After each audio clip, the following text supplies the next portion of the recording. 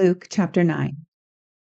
Then Jesus called the 12 together and gave them power and authority over all demons and power to cure diseases. And he sent them out to proclaim the kingdom of God and to heal the sick.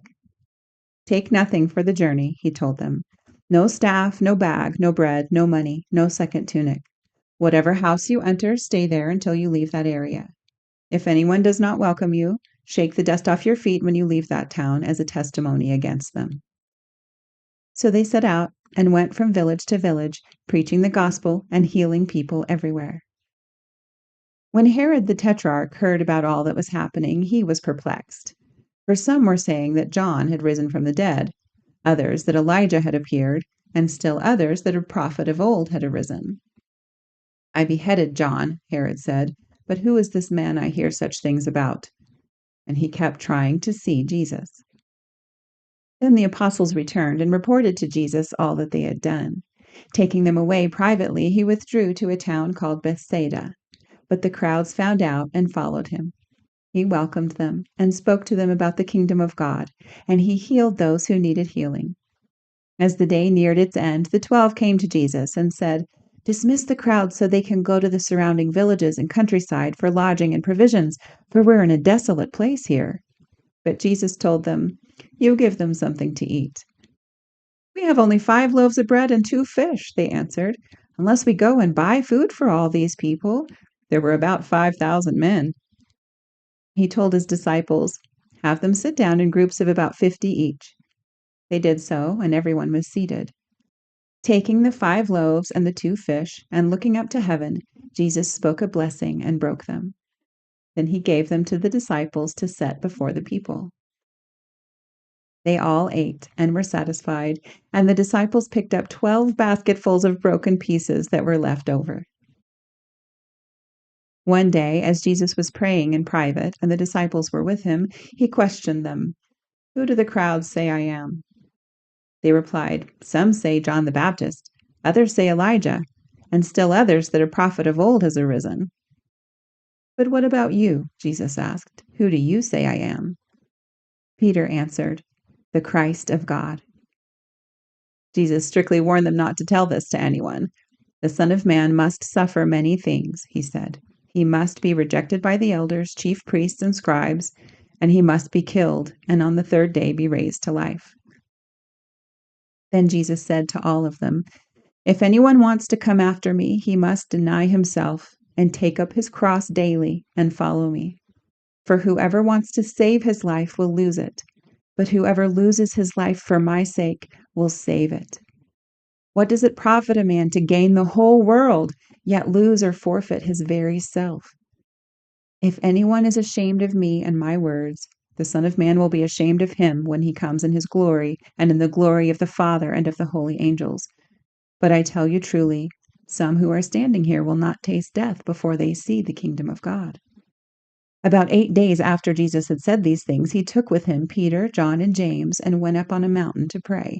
And as he was praying, the appearance of his face changed, and his clothes became radiantly white. Suddenly 2 men, Moses and Elijah, began talking with Jesus. They appeared in glory and spoke about his departure, which he was about to accomplish at Jerusalem. Meanwhile, Peter and his companions were overcome by sleep, but when they awoke, they saw Jesus' glory and the 2 men standing with him. As Moses and Elijah were leaving, Peter said to Jesus, "Master, it's good for us to be here. Let us put up 3 shelters, one for you, one for Moses, and one for Elijah." He did not know what he was saying. While Peter was speaking, a cloud appeared and enveloped them, and they were afraid as they entered the cloud. And a voice came from the cloud, saying, "This is my Son, whom I have chosen. Listen to him." After the voice had spoken, only Jesus was present with them. The disciples kept this to themselves, and in those days they did not tell anyone what they had seen. The next day, when they came down from the mountain, Jesus was met by a large crowd. Suddenly a man in the crowd cried out, "Teacher, I beg you to look at my son, for he is my only child. A spirit keeps seizing him, and he screams abruptly. It throws him into convulsions so that he foams at the mouth. It keeps mauling him and rarely departs from him. I begged your disciples to drive it out, but they were unable." "Oh, unbelieving and perverse generation," Jesus replied. "How long must I remain with you and put up with you? Bring your son here." Even while the boy was approaching, the demon slammed him to the ground in a convulsion. But Jesus rebuked the unclean spirit, healed the boy, and gave him back to his father. And they were all astonished at the greatness of God. While everyone was marveling at all that Jesus was doing, he said to his disciples, "Let these words sink into your ears. The Son of Man is about to be delivered into the hands of men." But they did not understand this statement. It was veiled from them so that they could not comprehend it, and they were afraid to ask him about it. Then an argument started among the disciples as to which of them would be the greatest.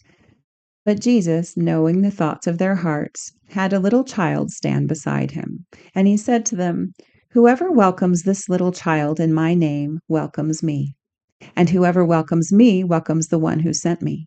For whoever is the least among you, he is the greatest."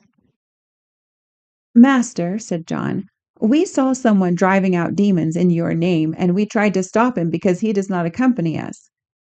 "Do not stop him," Jesus replied, "for whoever is not against you is for you." As the day of his ascension approached, Jesus resolutely set out for Jerusalem. He sent messengers on ahead who went into a village of the Samaritans to make arrangements for him. But the people there refused to welcome him because he was heading for Jerusalem. When the disciples James and John saw this, they asked, "Lord, do you want us to call down fire from heaven to consume them?" But Jesus turned and rebuked them, and he and his disciples went on to another village. As they were walking along the road, someone said to Jesus, "I'll follow you wherever you go." Jesus replied, "Foxes have dens and birds of the air have nests, but the Son of Man has no place to lay his head." Then he said to another man, "Follow me." The man replied, "Lord, first let me go and bury my father." But Jesus told him, "Let the dead bury their own dead. You, however, go and proclaim the kingdom of God." Still another said, "I will follow you, Lord, but first let me bid farewell to my family." Then Jesus declared, "No one who puts his hand to the plow and then looks back is fit for the kingdom of God."